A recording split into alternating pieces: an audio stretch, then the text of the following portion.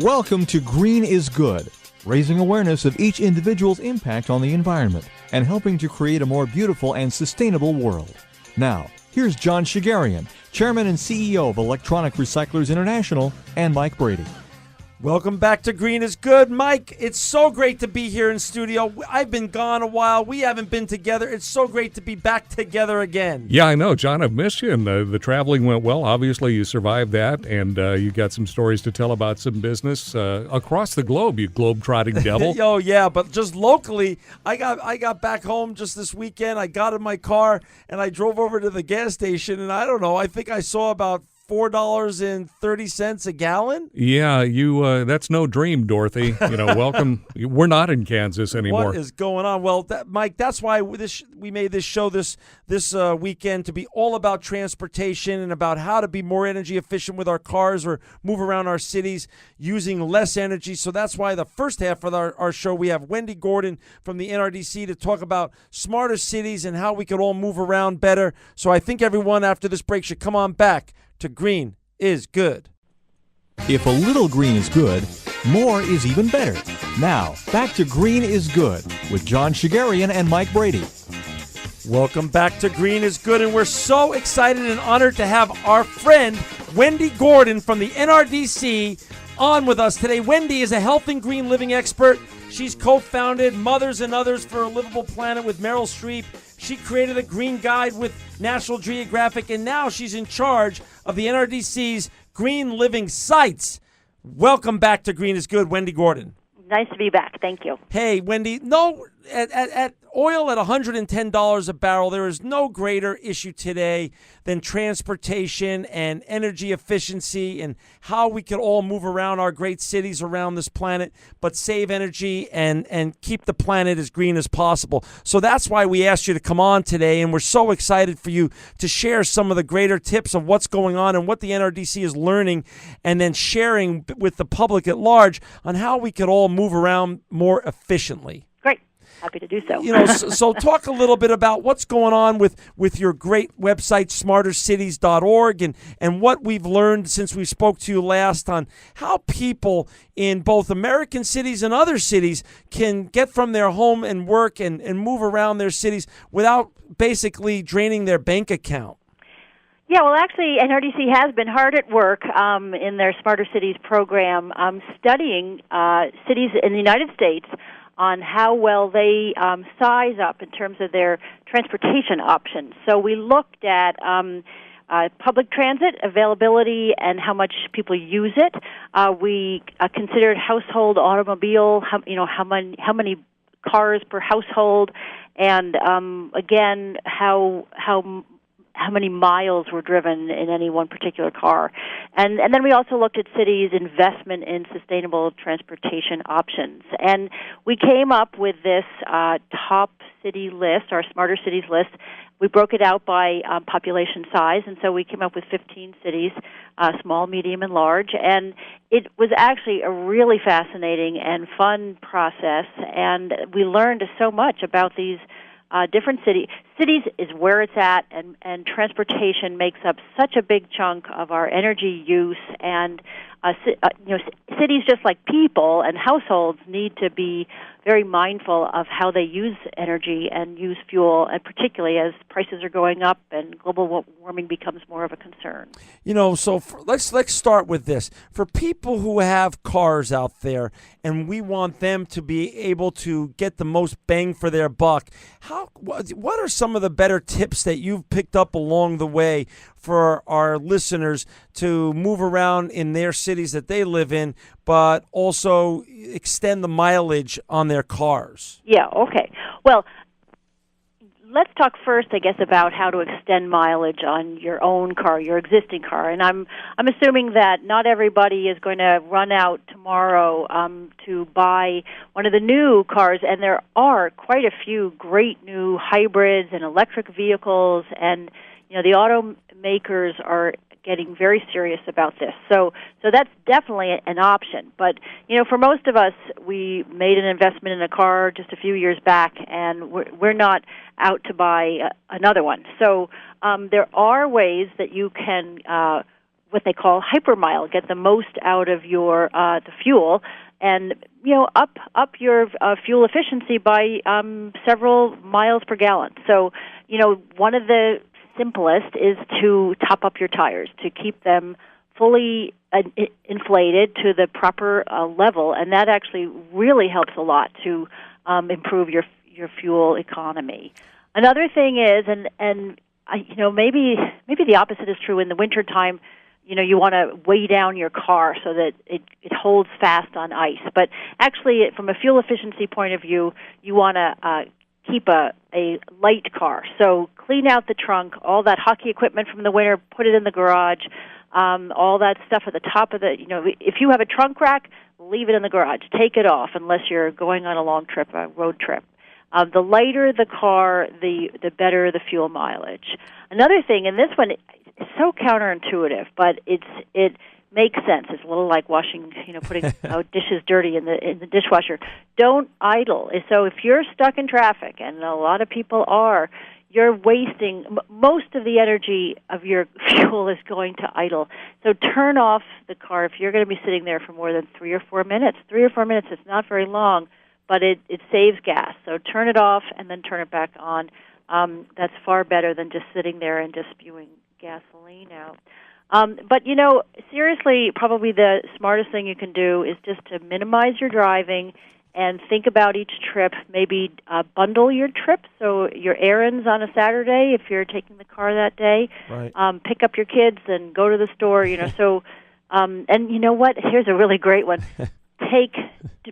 Plan your trips so that you take only right turns. I know that seems a little silly, but it actually does save, because right turn, right on red, you don't really have to slow down that much. So, Wendy, I've got to tell you, this is. John was looking at me like, "What, are you kidding?" Because I do that. I really you do that. Well, it's recommended by the EPA. It's not like it's that I did not know. Not just Wendy Gordon's idea. No, Wendy, I just do it because I got a crick in my neck and it's hard for me to look left. It really is.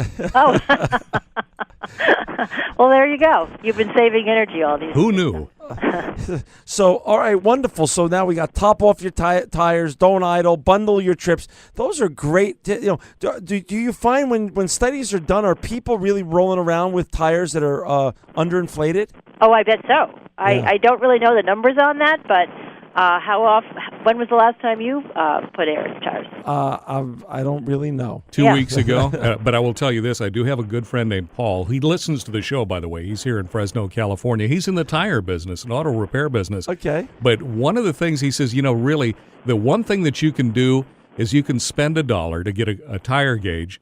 And he says, and just check your tires every Saturday, whatever. Yeah. Just make sure. He says, when you're running at proper inflation, he says, you don't know how many tires I sell. I'm glad to have the business, but you don't know how many tires I sell just because people run them underinflated. It causes excess wear. So not only are you using more gas, but, really, how often do you want to get a new set of tires if you don't have to? That's brilliant. Yeah, that's a great point, Mike. Yeah. That is great.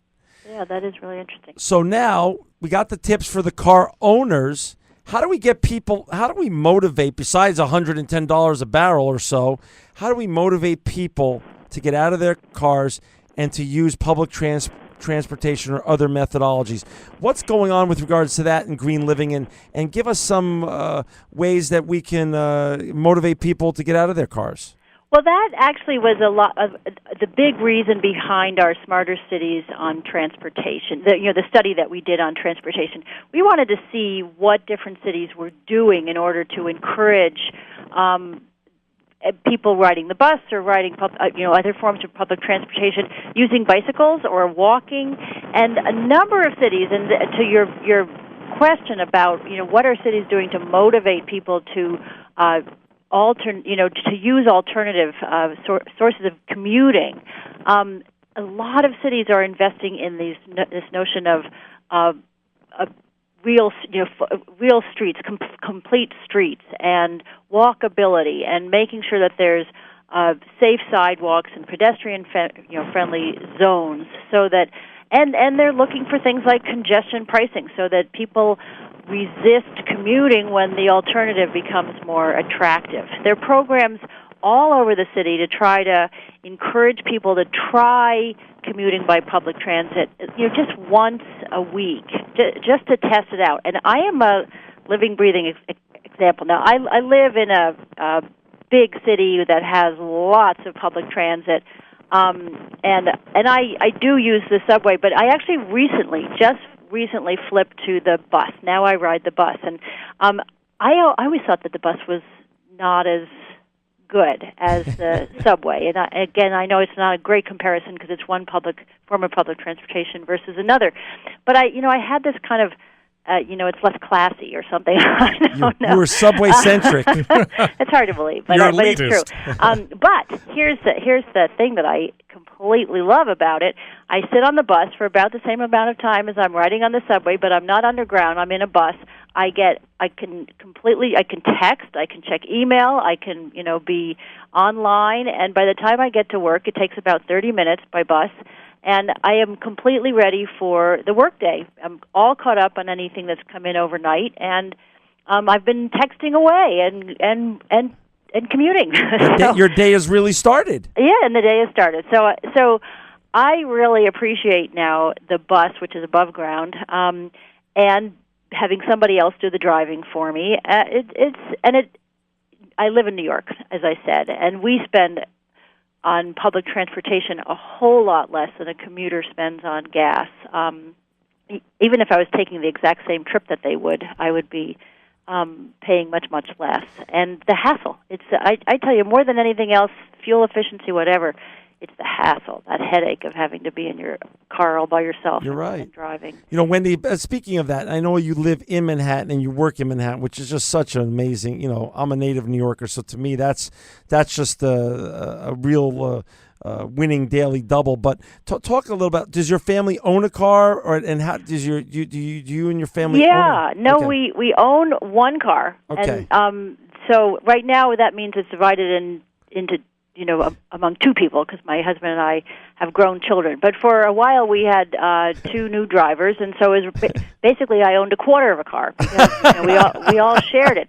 And New York has the sort of one of the lowest rates. I think Jersey City may be even lower, but the lowest rate of per household car ownership, and it's well under one in both cases. So everywhere else in the country, even a very walkable city with great public transportation, say, for example, San Francisco, you have higher car ownership and higher car use, so vehicle miles traveled. But New York really scores up there, and Jersey City as well, which is just across the river from us, on really, really low rates of car ownership. So, I'm a very proud owner of a half a car. Gotcha. Okay, I love it. That's wonderful. That's a new way of saying it.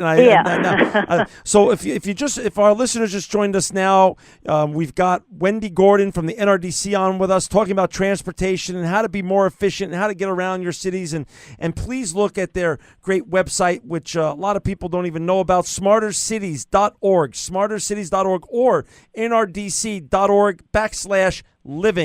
Wendy, talk now a little bit about your recent studies with these cities. Talk about the 15 cities or so and what they're doing, what makes them great, and what we can continue to impress upon our leaders of other cities that works in the cities that you've studied, that we need to populate throughout the country and around the world, by the way. Yeah, no, and that's really what the purpose of these studies are, and we're going to cover other topics as well.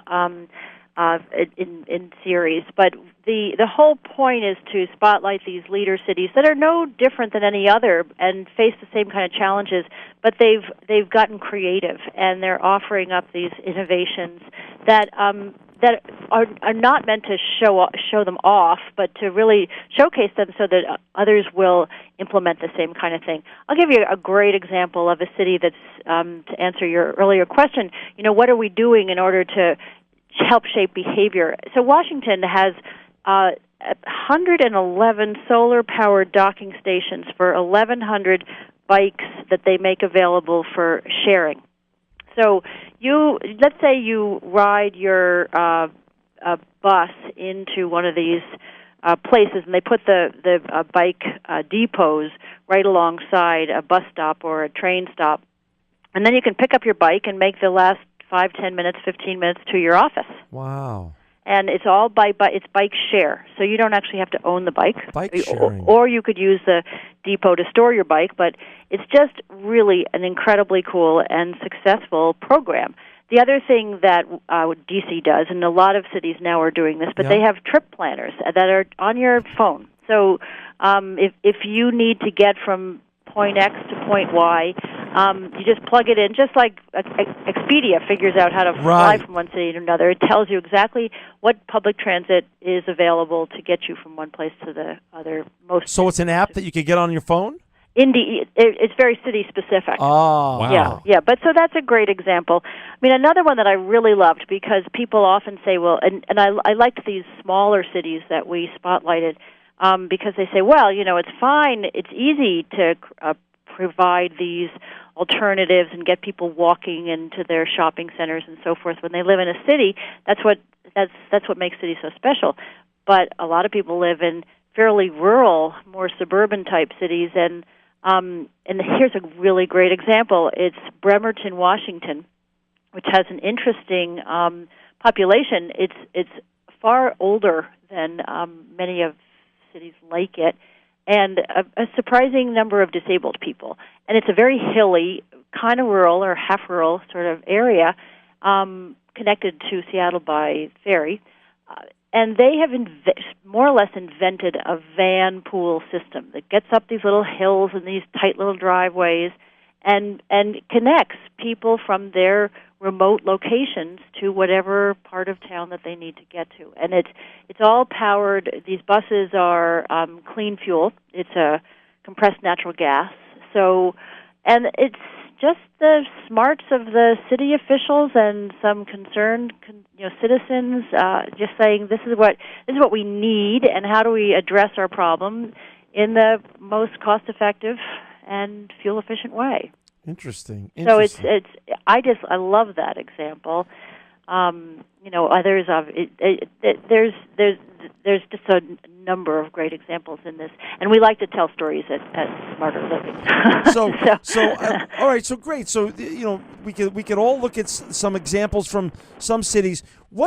How do we get more involved? How do we got lots of listeners out there, and everyone now really wants to be, wants windows to step through. I mean, should they just buy a hybrid if they don't live in a city with mass transportation or some transit innovation?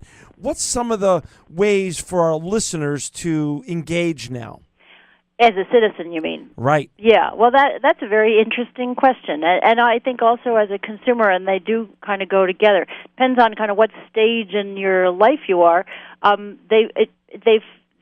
Another recent study has shown that, let's say you're looking for a home, you're moving your family or you're moving yourself, and you're a young couple and you're just starting out and you want to know where's the best place to live. Right. Actually, probably the smartest decision you can make is to buy a home near a public transportation hub.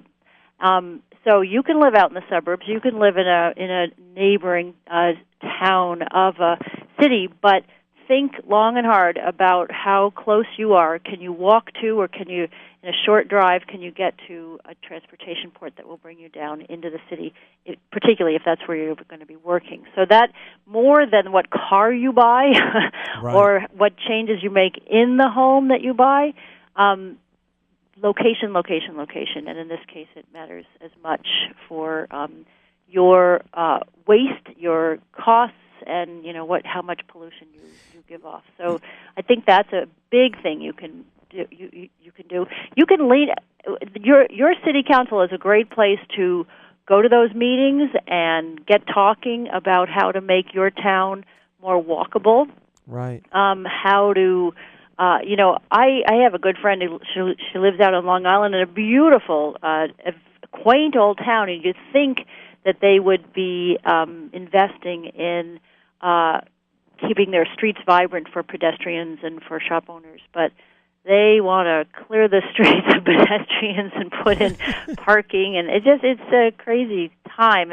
But putting it into dollars and cents for folks. Right. And getting them thinking about what's this going to mean for my business. And there have been studies to show that businesses really benefit from street walking traffic. Right. So just get involved. They are eager to hear from people. This meaning the city councils and your mayor. Mayors have their ears open to what concerns people. And another benefit of living in a place where it's easy to walk to and do your shopping on foot or on bike is that obesity rates are much lower, and this country faces serious health related problems because we're all sedentary. Wendy, let's go back. What are the top 5 cities? Who were which cities were the smartest? Name some of the cities so we could celebrate those and inspire others to follow suit here. Yeah, well, and to find out what they're up to. In the small category, so that was under 250,000. Yeah. I mentioned Bremerton, Washington. Sure. There's also Champaign-Urbana, Illinois, and Lincoln, Nebraska. So 2 Midwest cities, right? And then Yolo, California, which is the Sacramento area. Sure. And boy, do they bike. And then in the middle population category, which is 250 to 1 million, so a pretty large array, included Boulder, Longmont. Now we talk about metro regions in this case. So it's Colorado, Boulder, Longmont, Honolulu, Hawaii. That would be a nice place to live regardless. Jersey City, as I mentioned, and then New Haven. It's also a very walkable, bikeable city. And, otherwise people don't say much about New Haven. That's nice. And then in the large category, Boston, which includes southern New Hampshire, the metro region. Right. Chicago, Illinois, New York, Portland, Oregon. Philadelphia is a great, very, very pedestrian-friendly city. Wow. San Francisco seems to always top these lists. And then we talked about Washington, D.C. Wow. So it was pretty East Coast-centric there on the larger cities. That's interesting. Yeah, I think I think historically the problem with the newer cities out west is that they spread them out. Yep, they were designed for the car. Yeah, they were designed for exactly. So no wonder they have transportation problems. Wendy, we're down to the last 2 minutes, and we love having you back, and you just do a tremendous job over there at the NRDC and everything you're doing with also one of your other great websites, simplesteps.org, smartercities.org. You want to share a little bit about what's in store and what our listeners how they could also access and use the NRDC as a great resource, because it's really truly one of the greatest U.S. resources we have with regards to the environment and to everything that's going on with regards to the green revolution. So we have a couple minutes left, and I want to turn it over to you to talk about how our listeners can get more involved with the NRDC and everything else that's in store. Yeah, well, thank you very much for that opportunity. Actually, just to make very clear, Smarter Living is a new web portal on nrdc.org /living. So nrdc.org/living will take you to Smarter Living. Okay. And we're melding in the Simple Steps content. So it'll all appear there. We'll eventually turn the lights out on Simple Steps because it's been a separate site, and we want to put it all together. Because NRDC is this great, rich web portal, and so this will be the doorway for people to come through that want consumer-facing content. So we provide for you everything on food and your food choices to health and like chemicals that you come across in your home and your daily life, and we deal with lots of product concerns. We just came out actually with this app, and you can go to the website nrdc.org /living. It's called Label Lookup, and it helps you identify. Well, it helps you decode labels on products. And wow, there's that's wonderful. A couple hundred labels in this database, and it'll tell you whether you can trust it, whether it means anything significant, whether there's a third-party independent organization verifying it, or whether it's just a word like natural, which really doesn't mean all that much. So we do that on all kinds of products, from paints and so forth. And that's just an example of the kind of, we try to give you the tools, the interactive information that you can take with you and do something about. We try to make those behavior changes easy. That is so awesome. Well, thank you, Wendy, and we're just so thrilled to have all of you, great leaders from the NRDC. You know, Mike and I, one of our favorite shows ever was when we had John and Patricia Adams on the show. Oh yeah, with their book. Oh my gosh, Yeah. they're just simply just wonderful, and just They are hearing their story, and literally when people say, "Oh, I can't do anything to change the world." It shows you how one couple can work and collaborate with so many people, and the world can literally change. Yes, well, they are the very best. Well, Wendy, we're going to have you back on again, and we're just so thankful to you and the NRDC again. And please go to Wendy's great sites. First of all, the NRDC.org is the number one site, but then also smartercities.org and also NRDC.org/living. Wendy Gordon, you're always an inspiration. We thank you for all your great words today of wisdom with regards to transportation. And Wendy Gordon, you are truly living proof that green is good.